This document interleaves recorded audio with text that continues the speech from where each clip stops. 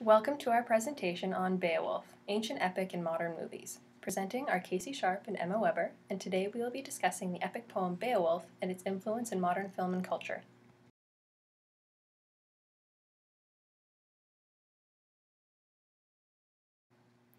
It can be very different to process a phenomenon as it is occurring, as many analysts, politicians, and academics have found through the years.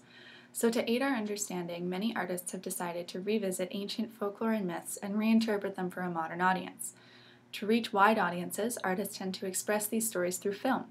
These stories tend to be timeless, being passed from generation to generation, partially because they provide a framework or lens through which people can understand the world. A recent example of a mythological surge in popular media followed the 9/11 attacks in the United States, including films based on stories from King Arthur to the Spartans, and could be found across the globe.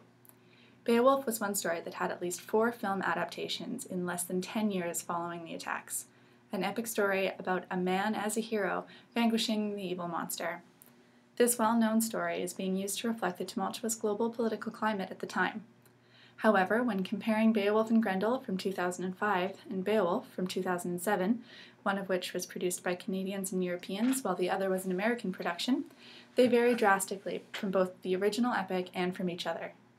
These differences are meaningful because they reflect the differences in post-9/11 culture between the United States and Western European and Canadian perspectives on the definition of a hero, the concept of monstrosity, and the nature of justice.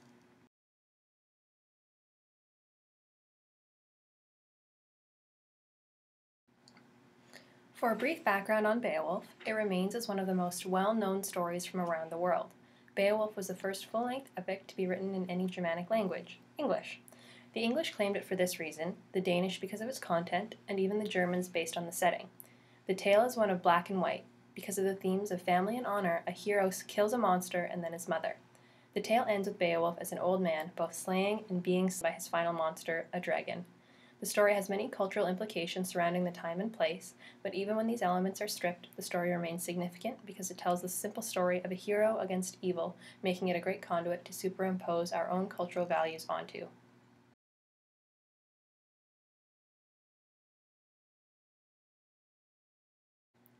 We will be comparing 2 modern film adaptations of the Beowulf poem. For our first film, we will be looking at a 2007 version simply entitled Beowulf. This was an American production directed by Robert Zemeckis and co-produced by best-selling author and comic book writer Neil Gaiman.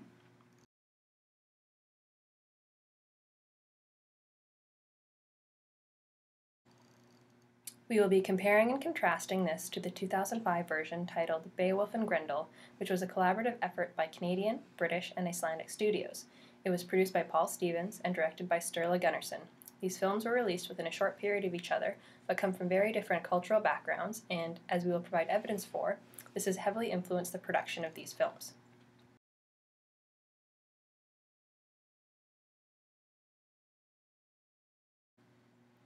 The Beowulf of epic was a figure that embodied the desired social characteristics of the time. His story has an international presence and encapsulates ancient cultural values. This ability to paint on societal ideals has made the concept of a hero, with our particular example of Beowulf, an ideal vessel for modern-day storytellers to impose their own cultural values and spread these ideals quickly throughout society.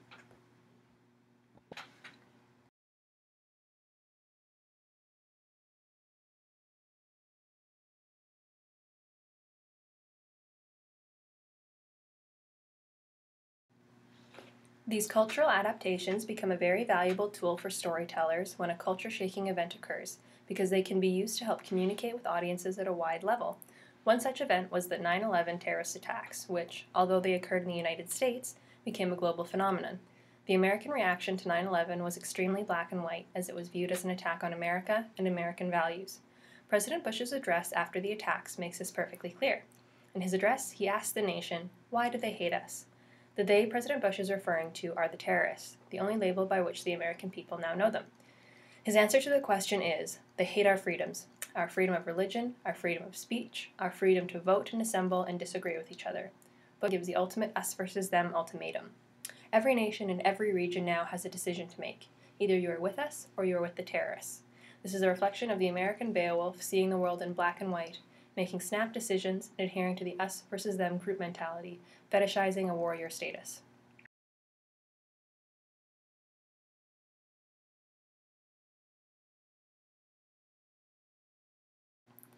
This was depicted very strongly in the Zimkus film. Beowulf can be seen as almost the ideal warrior. He is ultra-masculine with a perfectly sculpted body, which is shown off an almost comical amount in the animated film. In fact, in his initial fight with the monster Grendel, he strips completely naked in an effort to make it a fair fight, which leads to what Roger Ebert has termed Austin Powerisms, a tactic of having conveniently placed items between his genitals and the camera. Between the two films, he adheres more strongly to the traditional, if not slightly more obnoxious, depiction of the epic character. He's larger than life, a kill first, ask questions later, boorish warrior hero. He also views war as very cut and dry, with the perspective of an us versus them attitude. The reason that he has to kill the monster is because it is a monster. No questions asked, because that is what an American hero is supposed to do.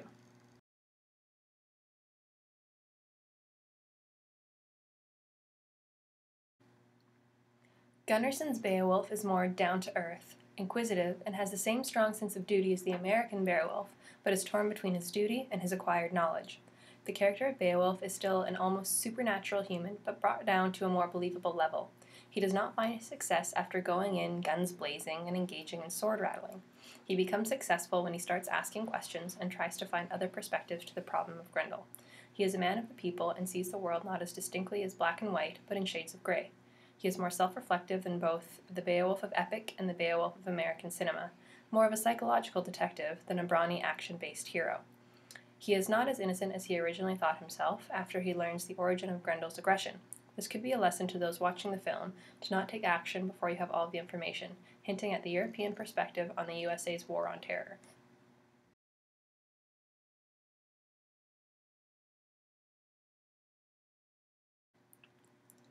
A story can't have a hero without a monster, and to make a monster, they need to be othered.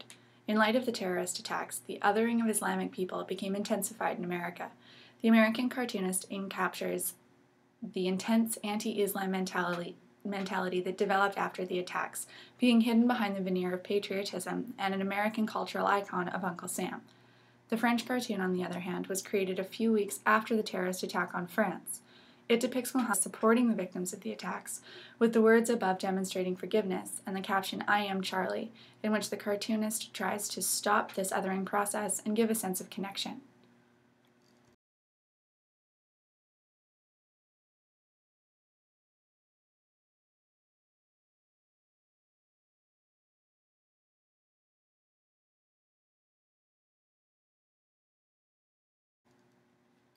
These differences are very stark in the two films. The American monster, Grendel, is made superficially human, but distorted to the point of repulsion.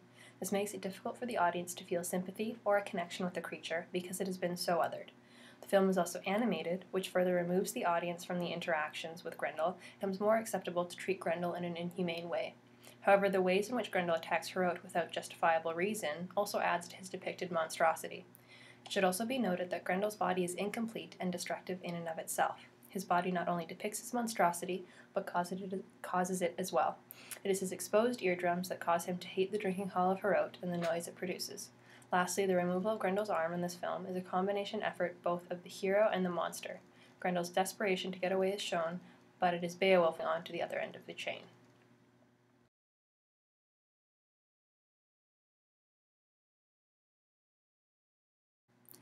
Grendel was not always seen as monstrous as he is depicted in the final theatrical version of the film. As you can see here, the early concept drawings had a much more human feel to them, so the final product of an othered, repulsive, and destructive Grendel was clearly a conscious decision of the storytellers. Grendel is depicted very differently in the European version of the film.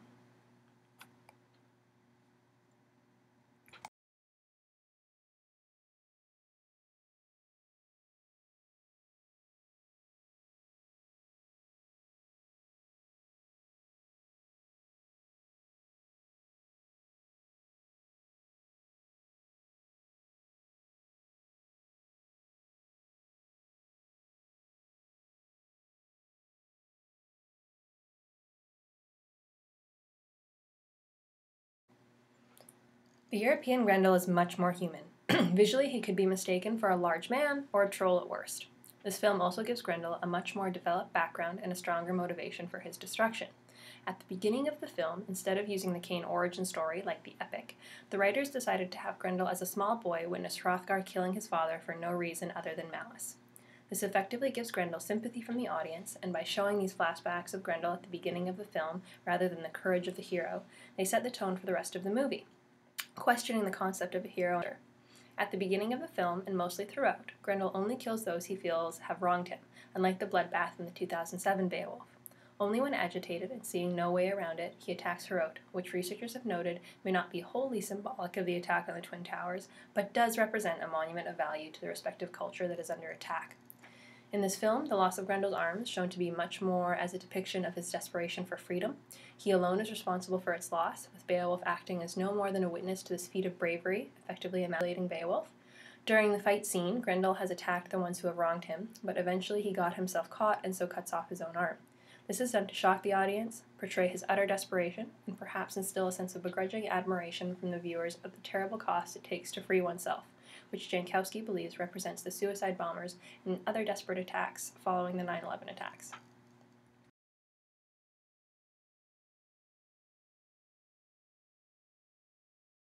There is a very clear cycle of revenge and violence in the American film through the lack of understanding between enemies and the absence of communication. The cycle of death and revenge is seen through the death of Grendel, the seduction of Beowulf, the death of the dragon, and in the final scene, the seduction of Wiglaf, while the lack of communication is juxtaposed in the physical manifestation of Grendel. He is viewed as being physically too permeable, with his open sores and tendons, but not permeable enough to allow communication. Therefore, his only answer is to fight. The violence continues even when all evidence points to an alternative route being more advantageous to both sides. This is a reflection of the USA's insistence on subsequent wars since the 9/11 attacks. This unrelenting approach to the war on terror is viewed as almost an American ideal. Strength, determination, never give up, and never surrender. Therefore, revenge is almost an expected outcome from what they view as justice. Retaliation breeds retaliation.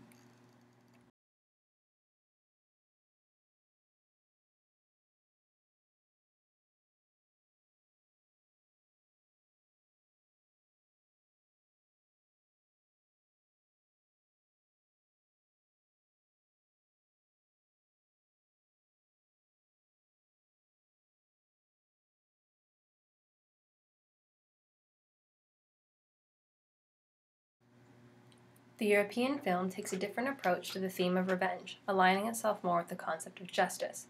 It becomes more difficult to objectify the monster once you understand their motives.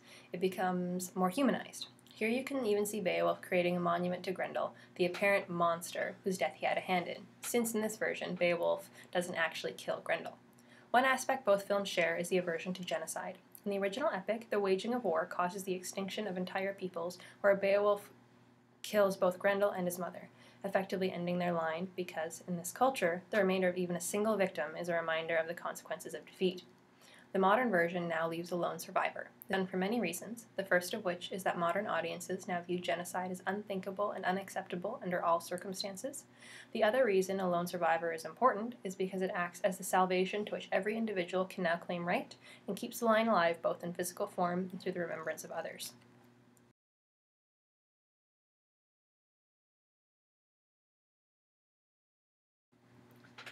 As we can see from the comparison of these two Beowulf films and the original epic, this story has and continues to be used by different cultures to impact the concepts of hero, monsters, justice, and revenge on their current socio-political climates.